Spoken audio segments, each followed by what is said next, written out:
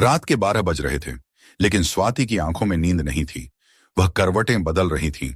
उसकी बगल में लेटा पति वरुण गहरी नींद में खर्राटे भर रहा था। स्वाति दिन भर की थकान के बाद भी सो नहीं पा रही थी। आज का घटनाक्रम बार बार उसकी आंखों में घूम रहा था। आज ऐसा कुछ हुआ कि वह कांप कर रह गई। जिसे वह सिर्फ खेल समझती थी, वह कितना गंभीर हो सकता है, उसे इस बात का भान नहीं था। वह मर्दों से हल्का फुल्का मजाक और फ्लर्टिंग को सामान्य बात समझती थी। स्वाति अपनी फ्रेंड्स और रिश्तेदारों से कहती थी, कोई भी सामान उसे स्पेशल डिस्काउंट पर मिलता है। स्वाति फोन पर अपने मायके में भाभी से कहती कि आज मैंने वेस्टर्न ड्रेस खरीदी, इतनी बढ़िया और अच्छे डिजाइन में बहुत सस्ती मिल गई। मैंने साड़ी बिल्कुल नए कलर में खरीदी, 1000 की है पर मुझे सिर्फ 500 में मिल गई। डायमंड रिंग अपनी फ्रेंड से ऑर्डर देकर बनवाई।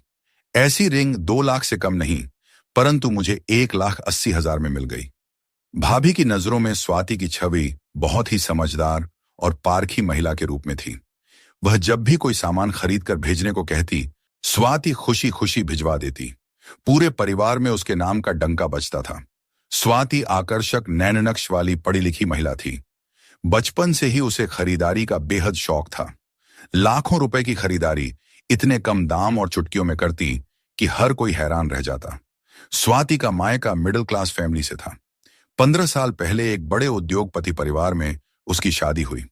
शादी भले ही करोड़पति घर में हो गई, लेकिन संस्कार वही मिडिल क्लास फैमिली वाले ही थे। एक एक पैसे की कीमत वह जानती थी।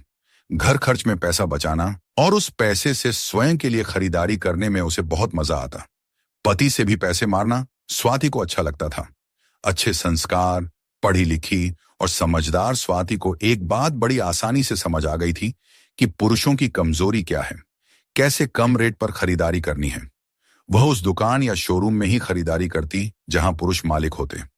वह सेल्समैन से बात नहीं करती। सेल्समैन से वह कहती, आप तो सामान दिखा दो, रेट मैं अपने आप भैया से तय कर लूंगी।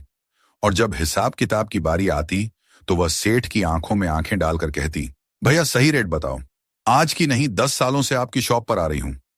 भाभी, आपको रेट गलत नहीं लगेगा, क्यों चिंता करती हैं? सेठ कहता, नहीं, इस बार ज्यादा लगा रहे हो, मुझे तो स्पेशल डिस्काउंट मिलता है आपकी शॉप पर। कहते हुए स्वाति काउंटर पर खड़े सेठ के हाथों को बातों बातों में स्पर्श करती या फिर कहती, भैया आप तो मेरे देवर की तरह हो, देवर भाभी के बीच रुपए पैसे मत लाओ ना। अक्सर दुकानदार स्वाति की मीठी मीठी बातों में आकर उसे 10 से 20% तक स्पेशल डिस्काउंट दे देते थे। एक ज्वेलर से तो स्वाति ने जीजा साली का रिश्ता ही बना लिया था। ज्वेलरी आमतौर पर औरतों की कमजोरी होती है। स्वाति की भी कमजोरी थी। वह अक्सर इस ज्वेलर के यहां पहुंच जाती। क्या क्या नई डिजाइनें आई हैं देखने जाती तो कुछ न कुछ पसंद आ ही जाता। तब जीजा साली के बीच हंसी मजाक शुरू हो जाता। स्वाति कहती, साली आधी घरवाली होती है जीजा जी, इतने ही दूंगी। ज्वेलर स्वाति का स्पर्श सुख पाकर निहाल हो जाता। उसके मन में स्पर्श को आगे बढ़ाने की प्लानिंग चलती रहती, पर स्वाति थी कि काबू में ही नहीं आती थी। सामान खरीदा और उड़न छू। उस दिन भतीजी की शादी के लिए सामान और ज्वेलरी खरीदने स्वाति ज्वेलर के यहां पहुंच गई। उसे भाभी ने बताया था कि क्या क्या खरीदना है। स्वाति ने घर से निकलने से पहले ही ज्वेलर को फोन किया, भतीजी की शादी के लिए ज्वेलरी खरीदने आ रही हूं, आप अच्छी अच्छी डिजाइनों का चयन करा कर रखना, मेरे पास ज्यादा टाइम नहीं होगा, आप आइए तो सही साली साहिबा, आपके लिए सब हाजिर है। ज्वेलर ने कहा। ज्वेलरी की यह दुकान कोई बड़ा शोरूम नहीं था, लेकिन वह खुद अच्छा कारीगर था और ऑर्डर पर ज्वेलरी तैयार करता था। शहर की एक कॉलोनी में उसकी दुकान थी, जहां कुछ खास लोगों को ऑर्डर पर तैयार ज्वेलरी भी दिखाकर बेच देता था और ऑर्डर देने वाले को कुछ दिन बाद सप्लाई दे देता। स्वाति की एक फ्रेंड रजनी ने उस ज्वेलर्स से उसकी मुलाकात कराई थी, लेकिन रजनी कभी यह बात समझ नहीं पाई थी कि आखिर यह ज्वेलर स्वाति पर इतना मेहरबान क्यों रहता है, उसे नई नई डिजाइनें दिखाता है और अतिरिक्त डिस्काउंट भी देता है।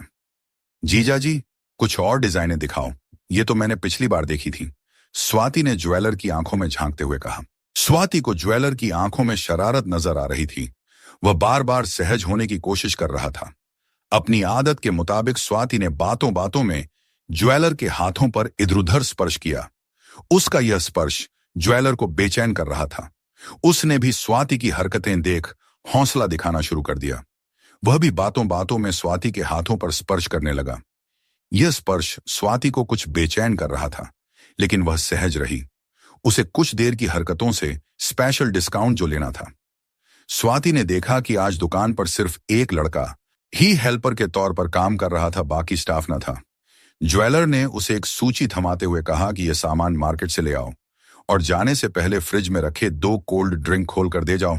आप और नई डिजाइनें दिखाइए ना, स्वाति ने कहा। हाँ, अभी दिखाता हूं, कल ही आई हैं, आपके लिए ही रखी हुई हैं अलग से। तो दिखाइए ना, स्वाति ने चहकते हुए कहा। आप ऐसा करें, अंदर वाले कैबिन में आकर पसंद कर लें, अभी अंदर ही रखी हैं। लड़का भी जा चुका है तो स्वाति ने देखा, लड़का सामान की सूची लेकर जा चुका था। अब दुकान पर सिर्फ ज्वेलर और स्वाति ही थे। स्वाति को एक पल के लिए डर लगा कि अकेली देख ज्वेलर कोई हरकत न कर दे। वह ऐसा कुछ चाहती भी नहीं थी। वह तो सिर्फ कुछ हल्की फुल्की अदाएं दिखाकर दुकानदारों से फायदा उठाती आई थी। आज भी ऐसा कुछ करके ज्वेलर से स्पेशल डिस्काउंट लेने की फिराक में थी। उसकी धड़कनें बढ़ रही थीं। वह चाहती थी कि जल्दी से जल्दी खरीदारी करके निकल ले। उसका दिमाग तेजी से काम कर रहा था कि क्या करे। वह अपने आप को संभालकर कैबिन में ज्वेलरी देखने घुस गई। उसने अपने शब्दों में मिठास घोलते हुए कहा, जीजा जी, आज कुछ सुस्त लग रहे हो, क्या बात है? नहीं नहीं, ऐसा कुछ नहीं है, कोई तो बात है, मुझसे छिपाओगे क्या?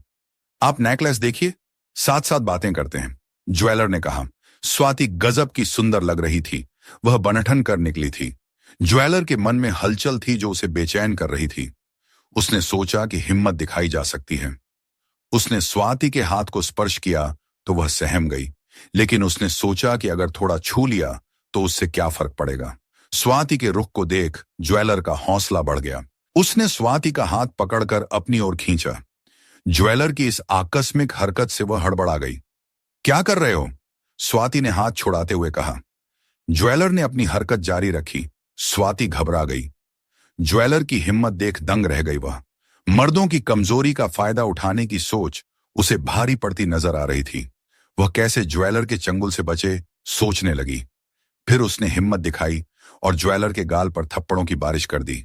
स्वाति क्रोध से कांप रही थी। उसका यह रूप देख ज्वेलर हड़बड़ा गया। इसी हड़बड़ी में वह जमीन पर गिर गया। स्वाति के लिए यही मौका था कैबिन से बाहर निकल भागने का। वह फुर्ती दिखाते हुए तुरंत कैबिन से बाहर निकल अपनी कार में जा बैठी। फिर तुरंत कार स्टार्ट कर वहां से चल दी। उसके अंदर तूफान चल रहा था। उसे आत्मग्लानि हो रही थी। लंबे समय से स्वाति जिसे खेल समझती आ रही थी, वह कितना गंभीर हो सकता है, उसने यह कभी सोचा भी नहीं था।